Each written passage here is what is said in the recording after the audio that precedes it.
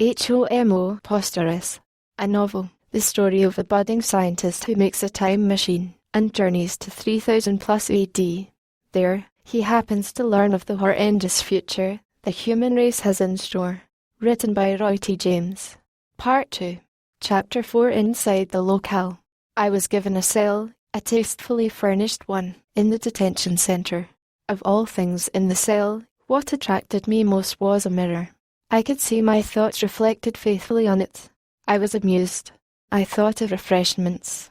Immediately my guard asked me, "Would you like to eat something?" And I saw that a guard was taking frequent looks into the mirror, by which I thought the cell could be kept safe, as he is always one up on me. I started to wonder about the time ahead. What kind of world is there for the days to come?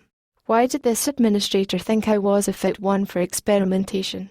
I couldn't for the life of me understand his priorities. Wait, I thought, let us see what turns out of this. I wished. I still held onto my backpack.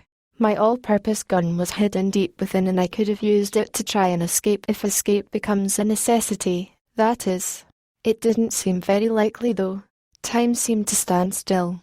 It seemed a very long time before the door was finally opened. 2 armed guards hurried in and attached many probes to my hands and feet and some around my chest. Some more people, who I thought were scientists, along with more sophisticated equipment came in thereafter. They started to connect the paraphernalia with utmost care. I could make out recordings going on at many of the instruments, and in a short while, the scientist team completed their work, collected the recordings and guards took over. Before I had the chance to see any of the recordings or make an inquiry, the experimentation team left the place. Very soon, I was rushed back to the same place, I think. The administrator met me with the results of my experiment. Few of the scientists involved in the experiment were there along with some more experts. One of the experts spoke. "Do you think you belong to human species?" I couldn't contain myself and shot back. "Yes, of course, I am sure you can make out too." The administrator had a close look at each scientist's face. He was trying to gauge their expressions, I felt. The scientists were clearly lost in thoughts. I was feeling more and more ill at ease. After some time the administrator spoke. "We will meet tomorrow and formulate a plan. In the meantime, you may do some homework regarding how this apparition shall affect our ongoing research on autoeugenic groups. Let me now do some questioning." All scientists left. I was waiting for the next instruction. "Call me John, and see me your friend," he said. "Now that all are left, let us do first things first." "Very nice to meet you. I am Murray." I was eager to respond. "You say you are from the human stock, but aren't you aware that the human race was wiped out completely by 2200? I wanted to act smart. Without disclosing my origins, which would have made me naturally unaware of this, I blurted out, "Or so I heard. Have no clear information." It went like this. John took a pad from the computer table, kept in front of me and continued. "Human race, towards the middle of the second millennium started showing clear signs of a drift, where a highly intelligent stream having a low rate of reproduction and a dull stream of fast multiplying human forms started to appear." As John spoke, the salient points of his speech were also appearing on the pad in front of me.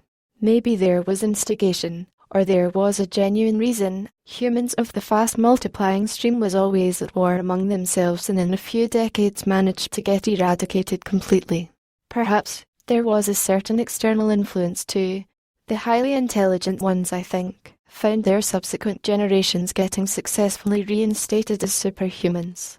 The subhumans of today perhaps are descended from the few left over of those dull humans. And the complete theory needs to be supported by solid evidence. He turned to me and said with a twinkle in his eye, "You look to be one from the group perhaps of above average stature.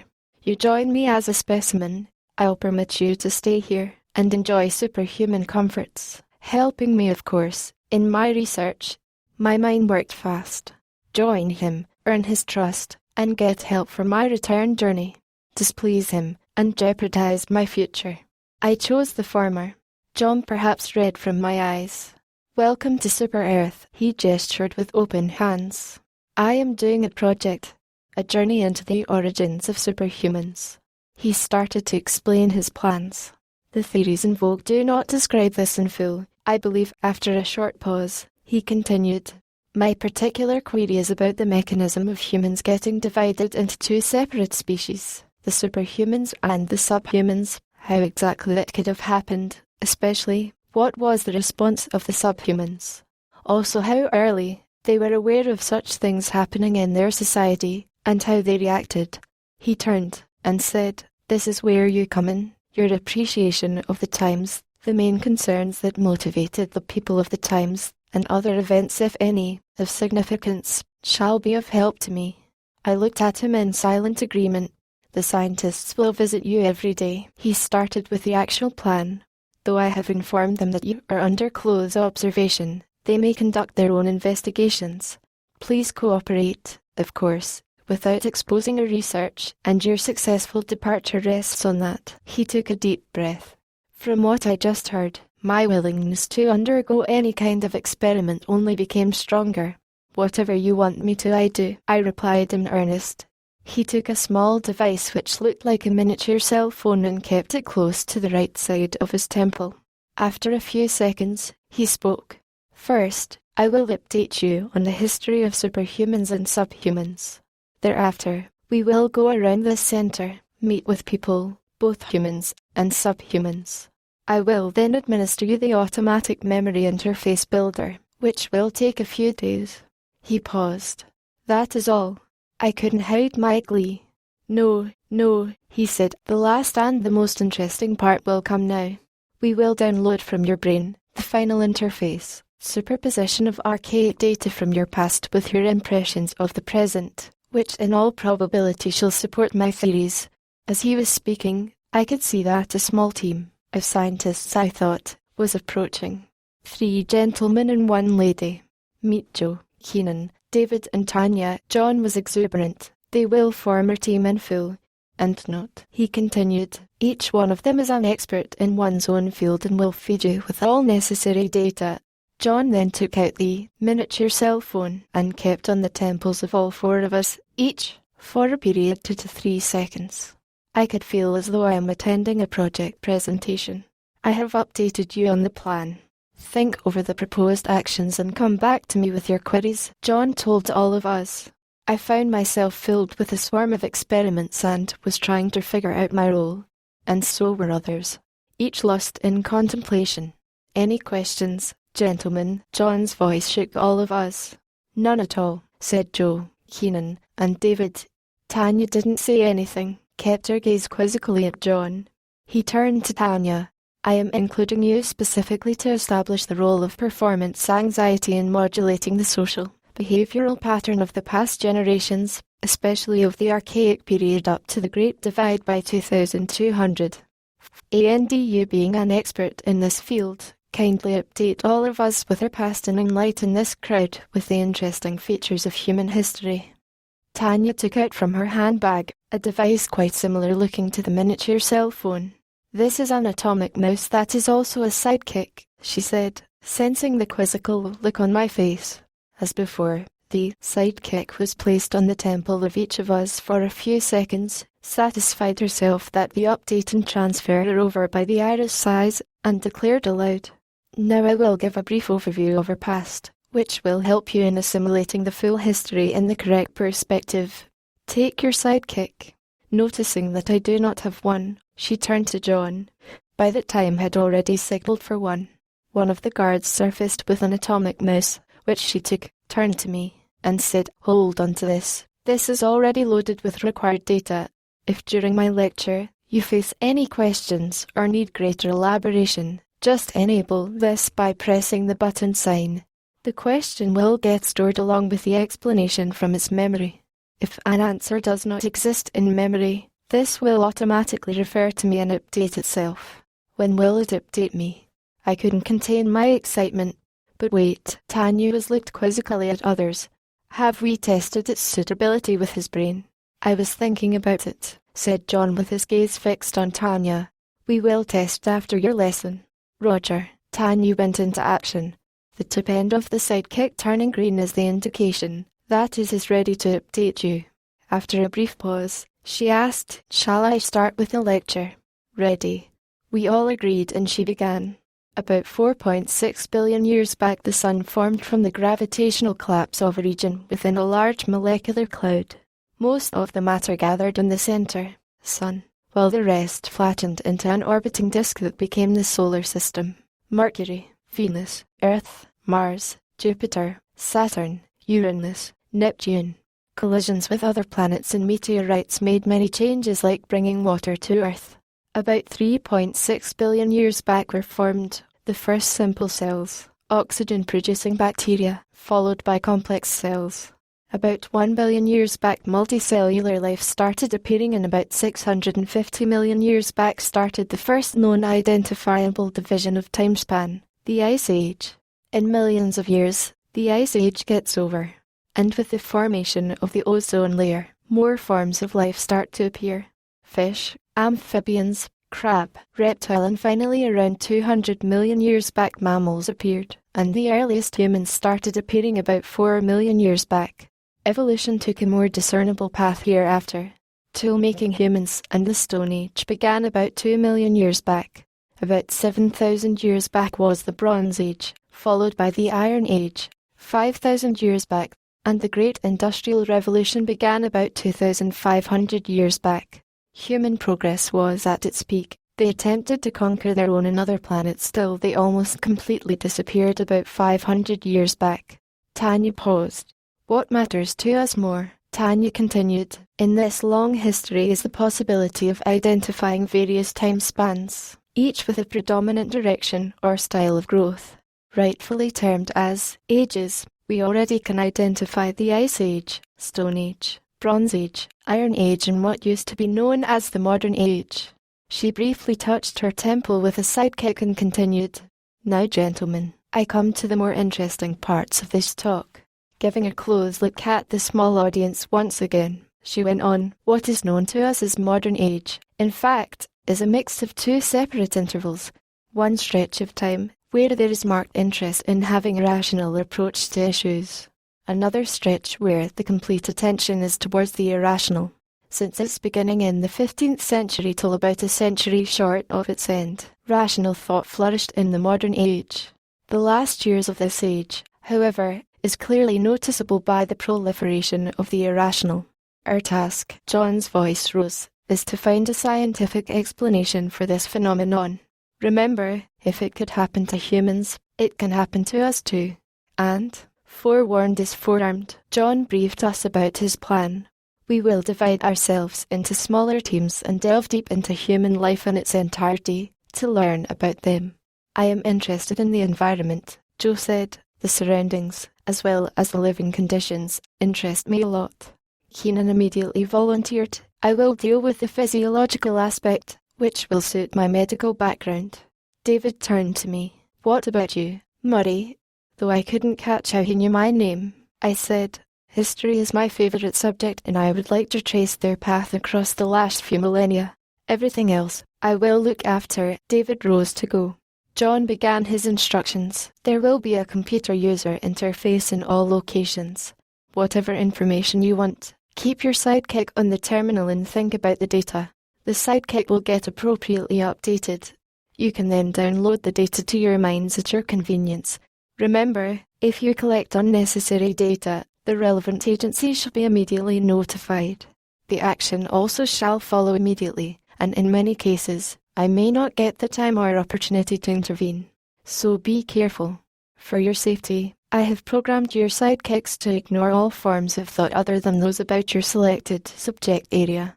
All the best. Get updates and think of a complete plan of going ahead with our hunt. We shall meet again after 4 hours. I thought a cup of coffee will be refreshing and went to a bustling corner that looked like a cafe. I found the tables and chairs neatly placed with various types of utensils and pretty-looking containers filled with some liquid. Each table also housed a collection of snacks, I think, in temperature-controlled boxes. I looked around, but couldn't find someone to serve. I waited, thinking that someone will come. In a few minutes, a couple of people walked in. They sat on chairs and drank from the liquid container, simultaneously energizing themselves with the sidekick. The sidekick, I thought, is a versatile piece of equipment. and to check whether what I was thinking was right, I poured a glass, drank the same, touched my temple with my sidekick, and thought about coffee. Voila! The aroma and taste of fine coffee instantly engulfed me with a freshness and energy felt never before. Chaps are great, I thought. You always have what is good for the body, but feel whatever is pleasant to you, as designed, my sidekick reminded me. In fact, my memory of the meeting. We all assembled at the allocated place and John set the ball rolling with an announcement. Right, gentlemen, I presume you all are sufficiently recharged to go ahead with serious work. Let us begin our discussion with an overview of the environment towards the end of human habitation. I have simulated, Joe began his talk, past climatic conditions of the Earth since the 12th century and up to the end of human habitation, that is, around 22nd century.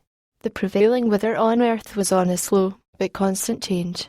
This, as you know, is expected, since an expanding universe cannot afford to have anything constant.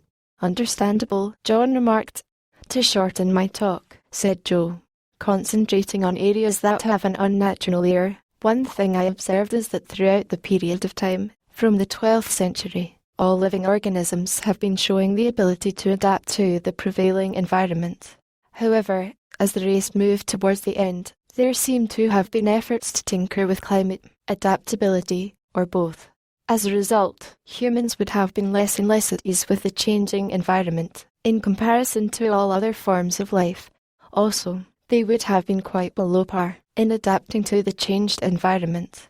With a flourish, he said, one conclusion we can draw from this is, humans were highly uncomfortable with the environment, especially towards the last few centuries of their habitation. Keenan took this as his turn. As far as human physiology goes, a marked improvement can be seen in almost all domains, spheres, and regimens during the period. The only exception is related to the sexual functions of the sexual-reproductive system of the body. Other than this aspect, great progress can be seen everywhere. He continued after a short pause. The more progress we see in human physiology, the more determined they seem to have been to keep the physiological aspects relating to sexual functions devoid of any progress. Giving reasons for the authenticity of the results achieved, he said, I have personally reconstructed scores of skeletal remains from the period in question and have been shocked to find signs of advanced cardiac procedures, quite comparable to our levels of sophistication, as well as signs of female genital mutilation of the bygone eras on the same body. It seems I am as much in the dark after the study as I was before. I thought Keenan showed signs of weariness. David interjected. Let Murray give a historical appreciation of our observations. We can have a short discussion thereafter, which will then lead to the formation of further plans. John's voice didn't hide his alarm. No endless discussions. As you know, the sidekick is meant to look after such needs. Use that as extensively as you can, using your refreshment breaks for this purpose, he said in a business-like manner. And as you know, we have already established its compatibility with all the brains of this group including humans, John announced, keeping me in mind. Without waiting for a reminder, I began. I won't be able to tell you about the concluding decades of the period in question, I mentioned, not realizing that the information at my disposal is already known completely to all of them, thanks to the ubiquitous sidekick. One thing I have noticed about life is that in all living forms, the male is generally found wanting, when it comes to sexual performance, however agile or strong a species it may belong to. And female of all species express its displeasure by fierce, sometimes very violent reactions, as and when the male's role is over. Casting a glance at their faces, I went on, I think the early humans foresaw grave danger lurking in this. This could have been the spark. From the very earliest ages, humans had a tendency to belittle things associated with sex, especially males' sexual performance. Also, sex does not get a respectable place as a topic of debate. In fact, all of us feel quite uncomfortable discussing it. Whereas now, I added, the discovery of Viagra changes all that. Noticeable shift is expected to humans' approach to sex, and consequently, in all other areas too. I would also like to mention here, I added for authenticity, certain peculiarities like this, pointing to the cardinal position of sex in all aspects of human life had been observed earlier. But had those scientists not taken the view of associating these with sexual gratification, such features would have come to our notice and we would have been able to find the real reasons long back. However, I cautioned, there are other, more serious, issues facing the mankind now, the topmost of which is terrorism. This is an issue that defies the most sensible logic, ignores even the best conciliatory move, ignites at the semblance of a confrontation, and hence, deserves our undivided attention, I concluded. As far as humans are concerned, David started his speech, an uneasy disposition and a restless outlook, is explained by Joe, a body which is at peace with itself only on matters unrelated to sex, as described by Keenan, and the constant churning, the difference between our actions and aspirations mainly on matters related to sex impose on our mind, as told to us by Murray, more or less summarizes their existence. After a brief pause for collecting his thoughts, he continued, here comes the striking observation by Tanya, that these, rather unexplainable facets of general conduct could very well be attributable to the continuation of the irrational. The questions posed earlier by John seemed to reappear with great force. Is irrational a part of human life? If so, what need of human life is being met by the irrational? John couldn't hide his dismay. Thank you for telling me that we are rightfully placed at where we are, I interjected. In fact, we humans have done a lot of studies in this regard, but none of those could take us even a single step forward. Realizing that the reason for this is the way we tackled the issue, that we directed all our efforts for reconfirming what we already knew, I did work a little to perceive this from another angle. I could get promising leads, and results that gave convincing replies to all the questions we face now, including, of course, our affinity to the irrational. Tanya was the first one to speak. To nobody in particular, she said, I think we should hear him out. My point is that it should be from the beginning, the very beginning. There was silence. Finally, the nod I was waiting for came. John said, try to be brief. Your dissertation has already been parked in each and every brain, suitably vetted and logically correlated with one's existing concepts. I rose to make the most significant speech I have made so far. I shall be speaking only about the issues that, I think, need greater attention. Excuse me, Murray. John stepped in. Gentlemen, please program your sidekicks for online verification, correction and updating of data, all in autonomous mode. I resumed where I left. A little examination can show that none of the theories of evolution is able to explain the peculiarities of male and female, of all species of life. I do not know how the pioneers, as well as the followers of the pioneers, could have missed investigating the finer details of union and its relationship with evolution. I could feel the eager attention. After a short pause, I continued. As far as living beings go, mating is an indispensable part of evolution. It actually consists of 3 separate jobs: pre-union preparation, union proper or the exchange of gametes, and the post-union unrest. The male is always reluctant to participate in this pairing, due to the loud and clear anti-male ambience of post-union unrest. Therefore, nature has to forcibly bring the male to the mating arena, circumventing the reluctance with the help of a time period dedicated entirely to mating.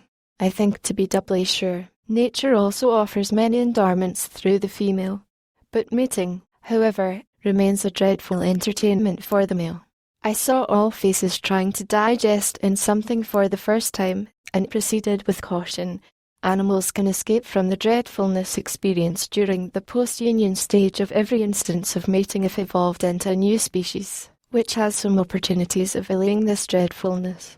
Such opportunities are the ones that amaze us by showing an increase in complexity as evolution moves ahead. Good deduction, Tanya complimented. But when we come to the final species of life, which as of now is a man, I continued, though not overtly dreadful, the post-mating stage is not pleasurable enough. To escape from this, man has found a multi-forked approach. The primary path is to devise an unending set of intangibles, like a particular relationship, certain occasions, or desirable ambience, all with the ability to delay the requirement itself, or commencement, of performance. Next is to stretch whatever may be of interest at that moment, to its limits and immerse in it, which is the origin of all forms of extremism, including the few that are a grave threat to happy living, and the many that are helpful, enjoyable or life-saving. Another one is to keep women always well suppressed such that if at all they express dissatisfaction, it shall not be crossing the minimum threshold of oppressiveness necessary to upset the man. There was loud applause and I had to stop for a while. This is an excellent reason for FGM, they all were in agreement.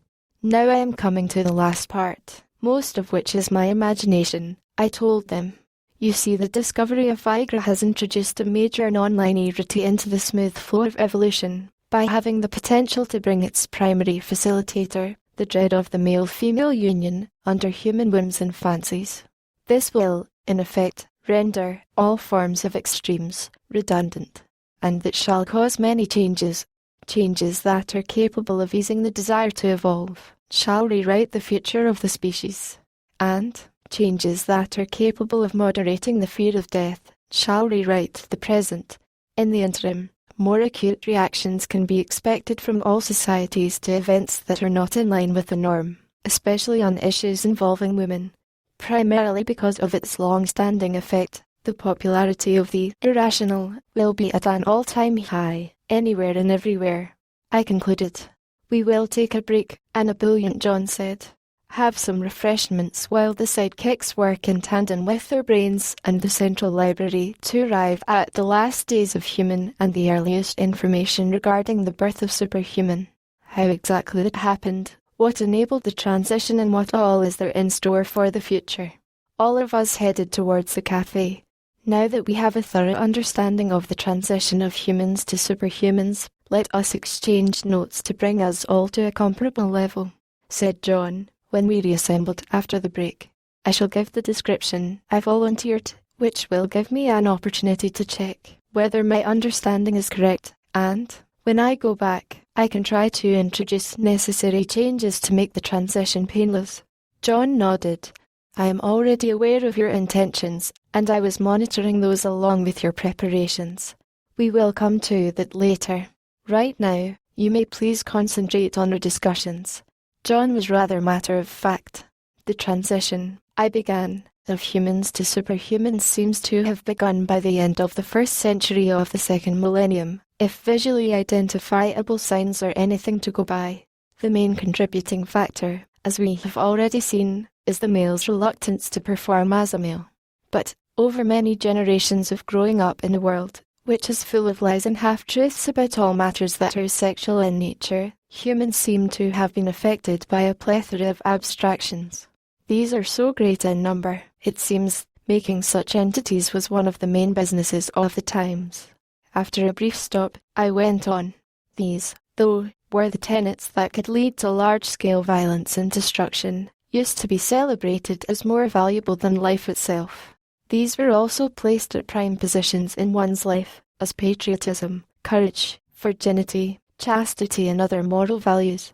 The world, in fact, was in a state of equilibrium by the combined effects of one, really severe restrictions in female suppressive techniques including FGM, 2, granting very high status for women especially when they are in roles not likely to involve sexual performance from the male, and 3, belittling sexual performance both by considering sex in either words or deeds as something unbecoming of a decent person, and by according a disproportionately high status to any act that does not involve sex, either in words or in deeds.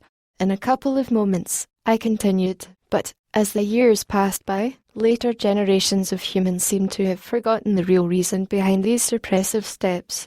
Also, as civilization advanced, such brutal approach started to lose acceptability. As a result, both of these contributed to instilling a sense of liberation among women, who started to express their sexual needs more openly. Some part of the male population accepted such needs and started to explore ways to improve their ability to perform as a male. The vast majority of others, sensing danger, resorted to even greater tactics of oppression. One thing clearly stands out. The parts of the world where the liberation of women was not suppressed witnessed smaller and smaller families, and the population of such people kept on diminishing. For the remaining parts of the world, family size was on an upward spiral, since they could use motherhood as a way to effectively suppress the woman, and the population was reaching unmanageable levels. I paused to gauge her reactions. On finding my talk being received well, I went a step further. If we now observe our society closely, a large number of behavioral quirks can be seen, both with the people who constitute the society and with the abstract strings that keep the people attached.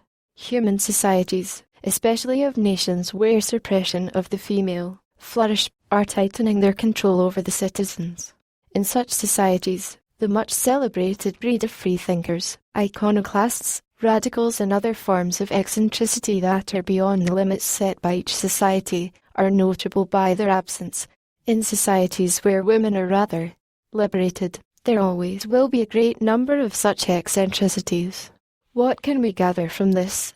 Nothing else but a silent reconfirmation of the stark reality that all these misfits in society are but expressions of the male's desire to escape from the duties towards the other sex. For, as we can easily see, in a society where women are suppressed, there is no need for such an escape route for a male. In a society where women aren't, such eccentricities flourish, providing man with many escape routes. As days go by, it is even more ironic, I said while showing one more aspect. Especially in the democratic states, there is an urge to lose personal liberties. State control on many areas of one's life, areas that were once thought to be entirely belonging to the private domain of each individual, is being widely welcomed. This riddle can, on closer examination, show that it is not the urge to lose the freedom that is behind the eagerness for submitting oneself to tight control, but the possibility of subjecting women to even tighter control. Now I come to the last part of my appreciation, I said, expecting little more attention. We can easily see that, wherever choice had been given to people, not only that they are selecting the most orthodox of the available groups, but also are ruling out any possible sachet into moderation by blowing up inherent local inconsistencies. Also, by showing a magnified view of few sporadic incidents of sexual misdemeanor, they succeed in justifying the need for further restrictions for women. Horrified by the prospect of them realizing inappropriately expressing their sexual needs, females continue being molded without self-assertiveness or liberty, which in some cases may involve the physical removal of appendages necessary to feel this need. With the population of moderate nations fast declining and that of other nations showing a considerable increase, this problem is set to cause grave consequences in not so distant future. I expected loud applause, but what greeted me was only silence. It seems my analysis and predictions didn't make any impact. To emphasize the veracity of my findings, I remarked, carefully watch the customs, ceremonies, and controls that are rampant in present-day societies. Many social norms, notorious for its rules and sanctions which were once discarded as reprehensible, can be seen to be making a return with a vengeance. One lucid example, I went on, of this is the re-emergence of canon in Albania after the fall of communism. The people of Albania have a venerable tradition of vendetta called canon. If a man commits a murder, his victim's family can kill any one of his male relatives in reprisal.